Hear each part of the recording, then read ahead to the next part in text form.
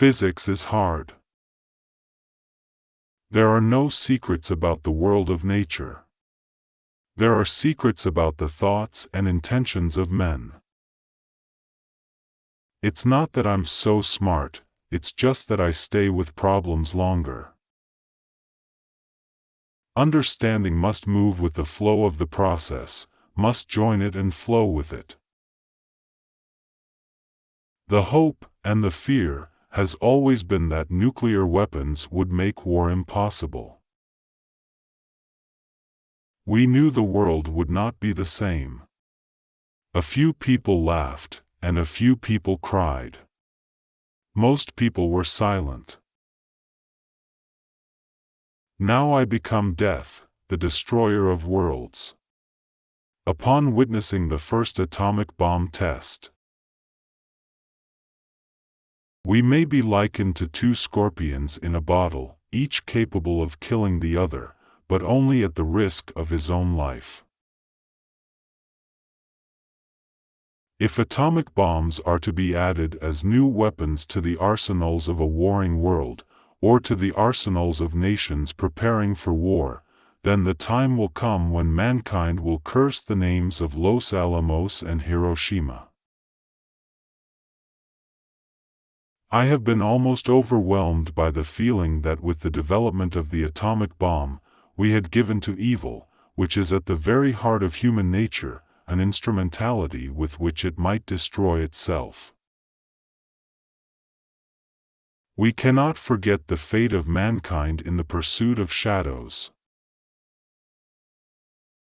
You will find that science is not a game played by remote and unfeeling gods using mankind as pawns, but rather it is man's own contest, challenging him to greater understanding and mastery of his own world. One could not be a successful scientist without realizing that, in contrast to the popular conception supported by newspapers and mothers of scientists, a goodly number of scientists are not only narrow-minded and dull but also just stupid. To the extent that one is working for the benefit of humanity, one can have some confidence in the value of what one is doing, but it is certainly not true that science will produce only what is to the benefit of humanity. The quest for truth in science transcends national boundaries. It takes us to a world where the hopes and aspirations of all mankind are intertwined. Scientific inquiry must always work within the limitations of human understanding, but within those limits, we can achieve a deep understanding of our universe. There is nothing magic about science.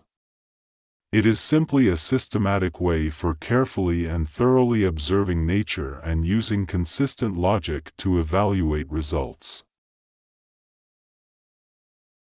I have never been optimistic about the fate of the world. But I am free of despair, and I believe that we can make a difference. Science is not the enemy of humanity but one of the deepest expressions of the human desire to realize that vision of infinite knowledge. In our time we have come to the stage where the real struggle of the spirit makes itself felt.